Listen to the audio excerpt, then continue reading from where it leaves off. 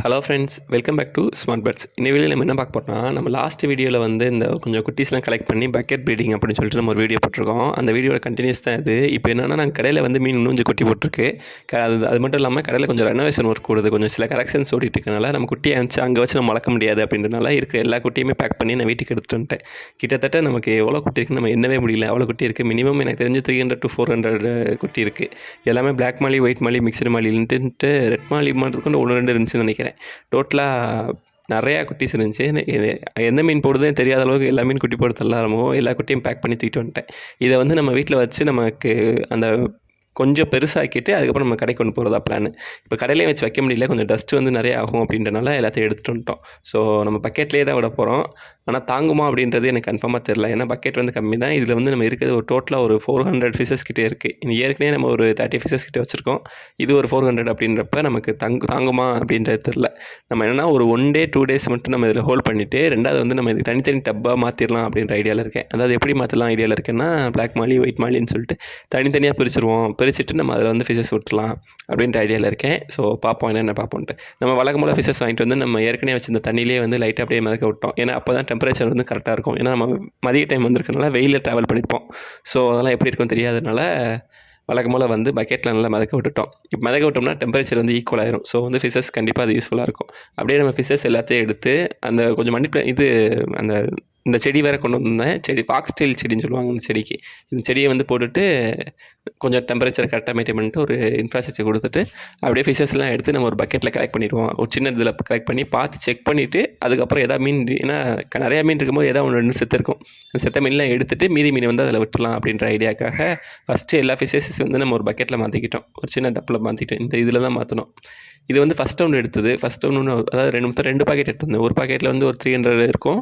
இன்னொரு பாக்கெட்டில் வந்து ஒரு 5 to 10 இருக்கும், சம்திங் இருந்துச்சு. ஸோ அதை ஃபஸ்ட்டு இன்ட்ரடியூஸ் பண்ணிடலாம் அப்படின்னு சொல்லிட்டு அதை விட்டுட்டோம். கொஞ்சம் பெரிய சைஸாக இருக்கும். ஏன்னா இது வந்து ஒரு 1 month முன்னாடி போட்டது. ஸோ அதனால் தனியாக எடுத்து வந்துட்டு சேர்த்து எடுத்துடாமல். ஆனால் இப்போ நம்ம வந்து நம்ம எல்லாத்தையும் ஒன்றா தான் விட்டுருக்கோம் இந்த வீடியோவில். ஸோ அந்த பெரிய பாக்கெட்டை ஓப்பன் பண்ணி நான் அந்த இதில் விட்டுட்டு உங்களுக்கு அந்த எத்தனை இருக்குது அப்படின்றது வந்து காட்டுறேன். நம்ம வீடியோ கண்டினியூஸாக பார்த்திங்கன்னா தெரியும். டோட்டலாக வந்து பார்த்திங்கன்னா தெரியும், இதில் வந்து 300 இருக்கும். ஒரு 3 ஆக்சுவலாக எண்ண முடியாது, நான் ஒரு அப்ராக்சிமேட்டாக சொல்கிறேன். இது எல்லாமே வந்து ஃபுல்லாக மிக்சிங் வெரைட்டி தான். ஏன்னா நம்ம ஒயிட் மாலி, பிளாக் மாலி குட்டி போட்டுச்சு அங்கே அந்த மாதிரிலாம் போயிட்டுருக்கு. ஏன்னா அது ஏற்குள்ளே கிராஸ் ப்ரீட் ஆகிருக்குன்னு நினைக்கிறேன். ஸோ அந்த மாதிரி இருக்கனால நமக்கு எல்லாத்தையும் ஒன்றா விட்டுட்டு அடுத்து நம்ம கொஞ்சம் கொஞ்சமாக கலெக்ட் பண்ணிக்கலாம், பிரித்து எடுத்துக்கலாம் அப்படின்ட்டு ஐடியா. இது எப்படி வளரப்போகுது, நம்ம பத்துமா டப்பு என்ன செய்ய போகிறோன்றது தெரில. நம்ம இங்கே முடிஞ்ச அளவு ஃபீட் பண்ணி கொஞ்சம் பெருசாக்கிட்டு நம்ம அடுத்து எல்லாத்தையும் கடைக்கு கொண்டு போயிடலாம். அதான் பிளானு. ஸோ இத்தனை இது இருக்குது. நமக்கு எப்படி வளரப்போகுதுன்னு தான் தெரியல. ஏன்னா நமக்கு கொஞ்சம்னா ஈஸியாக வளர்த்துலாம். இவ்வளோ இருக்குன்றப்ப நமக்கே தெரியும் கொஞ்சம் வளர்க்குறது கஷ்டம் தான். எத்தனை மீன் இதாக போகுது, எப்படி மெயின்டைன் பண்ண போகிறோம் என்னங்கிறது தெரில. ஆனால் பக்கெட் கண்டிப்பாக தாங்காது. ஏன்னா அது எனக்கே தெரிஞ்சிருச்சு. அதனால தான் நான் அடுத்த லெவலுக்கு போயிடுவோம்னு சொல்லிட்டு டப் சிஸ்டம் போட்டிருக்கேன். அதே வீடியோ கண்டினியூஸில் நான் ஆட் பண்ணுறேன். அது எப்படி இருக்குன்னு பாருங்கள். ஒரு சாம்பிள் மட்டும் ஆட் பண்ணுறேன். அடுத்து வந்து கொஞ்சம் நாள் கழித்து நம்ம டீட்டெயிலாக எப்படி க்ரோத் இருக்குன்றதை வந்து அடுத்த வீடியோவில் பார்க்கலாம். இந்த வீடியோவில் ஏதாவது இப்போ மீன் இந்த மாதிரிலாம் பக்கெட் இருக்குன்னா டக்குன்னு அப்படியே கவுத்திடக்கூடாது. கவுத்துனோம்னா எல்லா மீனுக்குமே சாக்கடிச்ச மாதிரி நிறையா மீன் இதாகிடும். இந்த மாதிரி ஸ்லோவாக தான் உள்ளே விடணும். பார்த்திங்கன்னா எத்தனை இருக்குன்னு தெரியுமா? இதில் கண்டிப்பாக நம்மளால் எண்ணவே முடியாது. ஏன்னா அவ்வளோ இருக்குது கண்டிப்பாக. இப்போ நீங்கள் பார்க்க வந்துகிட்டே தான் இருக்கும். நம்ம நார்மலாக பார்க்கும்போது கம்மியாக தெரியும். நம்ம இப்படி விட்டாங்கன்னா உங்களுக்கு தெரியும். ஸோ அந்த வீடியோவை நான் ஆட் பண்ணுறேன். அதாவது நம்ம ஃபிஷஸ் கலெக்ட் பண்ணி பக்கெட்டில் வச்சுருக்கோம் சொன்னால தனி டப்பில். அதை நீங்கள் பாருங்கள், அது உங்களுக்கு தெரியும். நான் வீடியோவில் கண்டினியூஸாக அதையும் ஆட் பண்ணுறேன். ஸோ பார்ப்போம் இது எப்படி தான் வளருதுன்னு பார்ப்போம். இது மோட்டர் எதுவுமே பண்ணல. டேரெக்டாக நம்ம அந்த மணி பிளான்ட்டு, இந்த ஃபாக்ஸ்டைல் பிளான்ட்டு இதில் தான் ஆக்சிஜன் வர மாதிரி பண்ணியிருக்கோம். ஸோ அந்த டப் சிஸ்டத்தையும் கண்டினியூஸாக ஆட் பண்ணுறேன். அந்த வீடியோவும் பாருங்கள்.